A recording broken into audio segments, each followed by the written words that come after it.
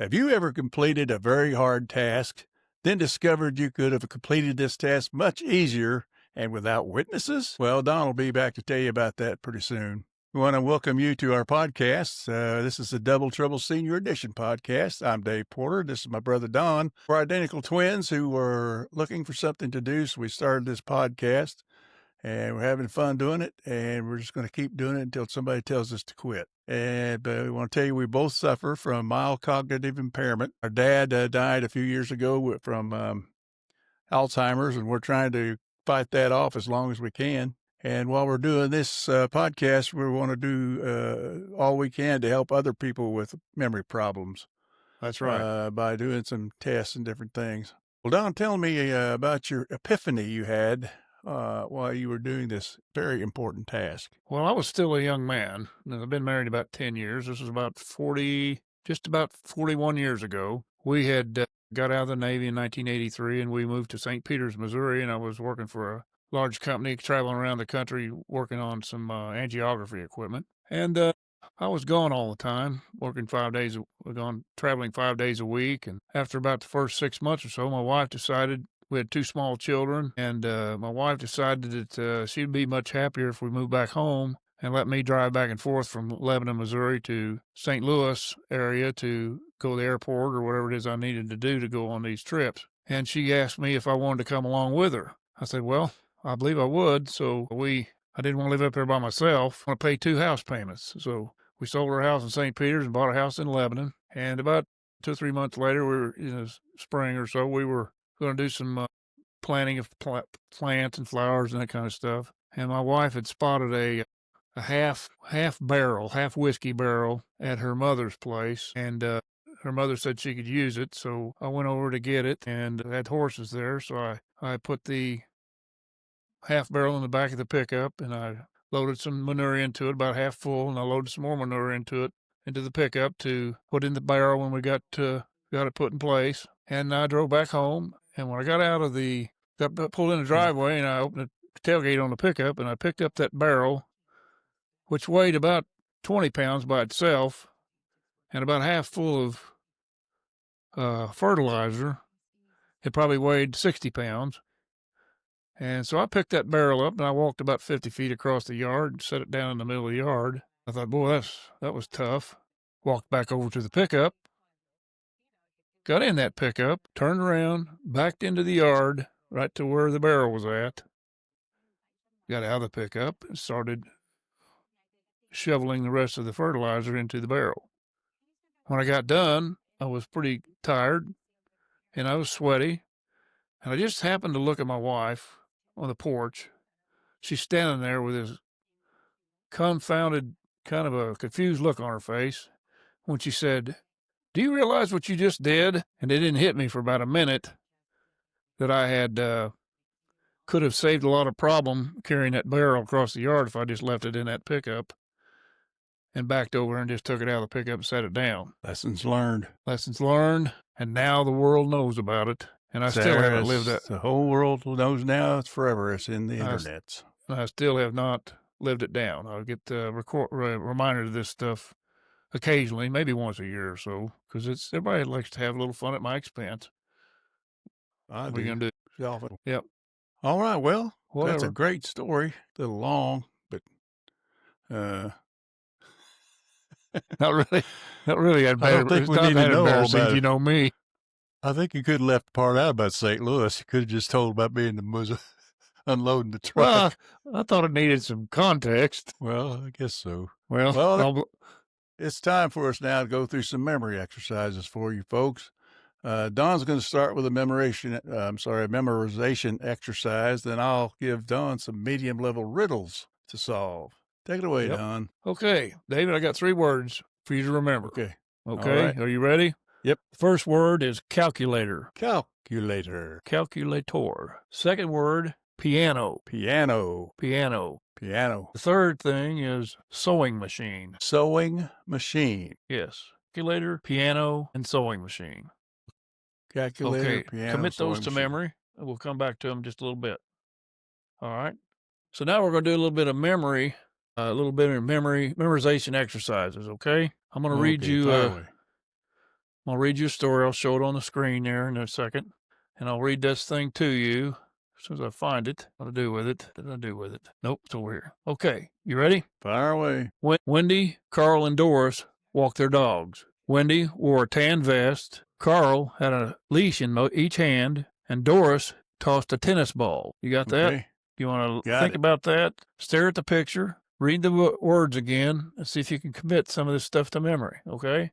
There's no right answer or wrong answer when I ask you these questions. It's just to kind of give you an exercise, help you exercise your brain a little bit, okay? Are you ready to answer some questions? Sure. Okay. First question is, what color was Wendy's vest? Wendy's vest was tan. Tan, okay. What was Carl holding? Carl was holding 2 dogs' leashes. 2 dog leashes, okay. And the last question is, who tossed the tennis ball? I think it was Lois. Lois? Yeah. Okay. All right. Something Let me with give an you the S. answers then. I'll show them still. Throw everything to everybody. You got 2 out of 3 right. Okay. Wendy wore a tan vest. You're right about that.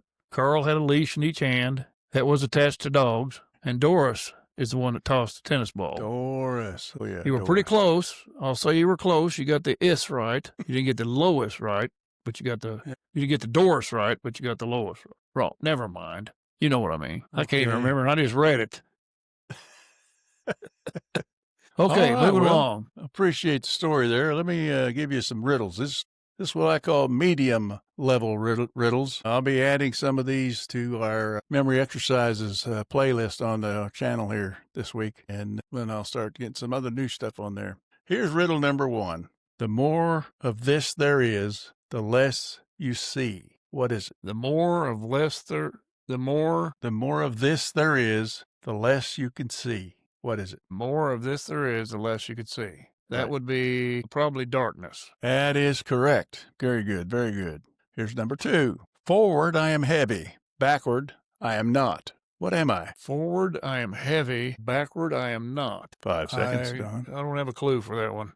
Don't have a clue. The word ton.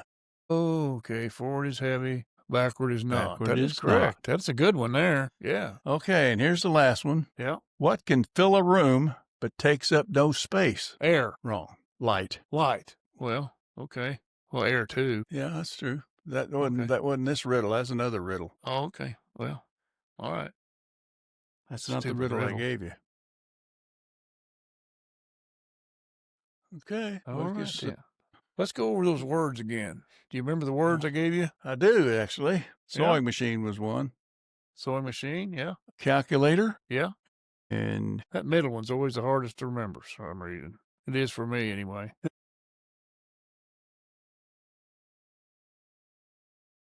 that's not helpful. I don't know it anyway. What is it? Piano. Piano. Got Piano. Correctamundo. Okay. All right. Well, once we've got that out of the way, I think it's time for Nitwits in the News. Nitwits in the News. All right. Okay. Let's read this. I'll put this up on the screen. Okay. Today's Nitwits in the News. Newspaper article. Scientists to kill ducks to see why they're dying. You heard it. Scientists to kill ducks to see why they are dying. Now, imagine yourself being a duck and finding out the reason all your duck friends are dying is because of research. About why ducks are dying. About why they're dying, that's right. Excuse me. Yes, well, you know, the ducks actually did their own study. Yeah. They did a study to show why scientists were getting pecked so often. How were they getting pecked by what? By the duck. Ducks, okay. Well, that makes sense, too. Pecking them. Pecking ducks. If they were duck pecking. If they were growing up ducks. Were they dying from picking it up, pecked by ducks? Or they were just getting pecked by ducks? They were just getting pecked. If they were adult ducks, well, actually geese. I remember very distinctly one time distinctly. Okay. We got chased by a couple of wild geese. Not wild geese, just white geese.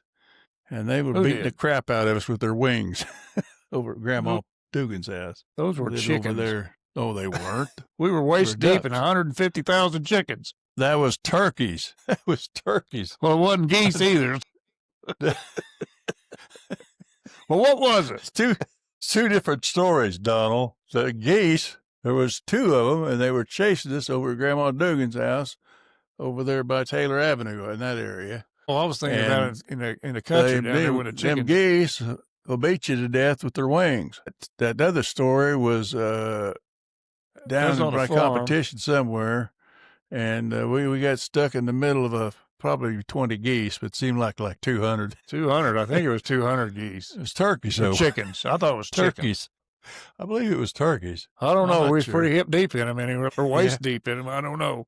Yeah, we were. It was pretty traumatic. That's all I know. It was. Sometimes I haven't trusted a goose or a turkey since. I can't hardly eat them at Thanksgiving. Well, speaking you get of mad memories, every time you get mad every time the president pardons a couple of them, don't you? That's right. I hate when they do that. Yeah, ain't that the I truth? wanted to tell them a little story about when we were in the service. We were both stationed at Camp Pendleton in California, and down at the club there at the Naval Hospital, we would often be in there at the same time. And there was a little alcove, like most places, where the restrooms were at. Well, Donald and I would, each of us get on each side of that door to that alcove, and we'd do this mirror thing where we practiced a lot and grabbed a hat or scratched our chin or did something exactly the same.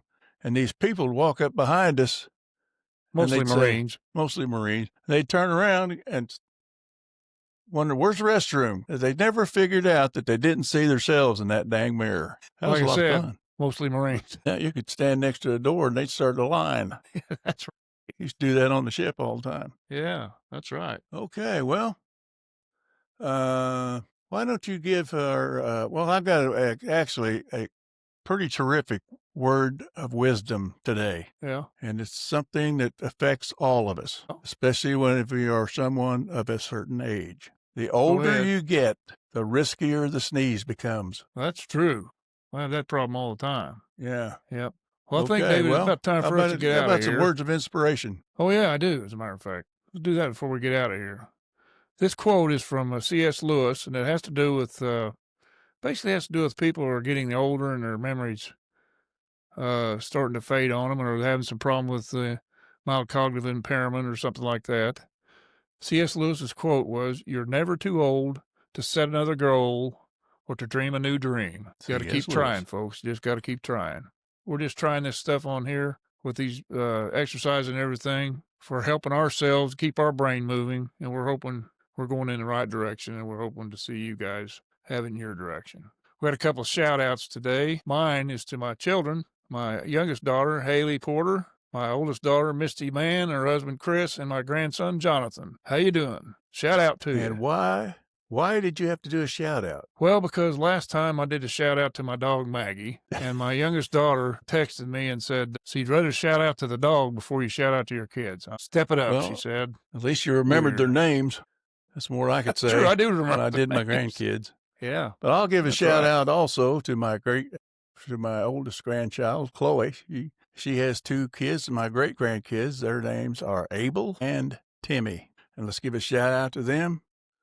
And let's shout out again to your little nephews out there, Reed, Tucker, and the niece, Annie. Yeah. Hello, kids. And their mom and dad, Zach and Julie. There you go. Okay. Well, we're going to get out of here. So I'll ask you if you'd please like and subscribe to our channel. If you know somebody who's experiencing some memory problems, or know a family member, someone who's having memory problems, please share this video in our channel, and hopefully they'll get some ideas for helping their loved ones or themselves. Thanks for watching.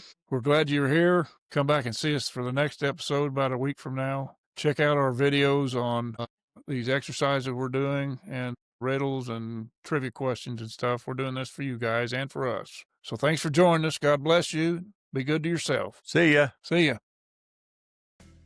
Double Trouble Senior Edition. 2 twins on a YouTube mission.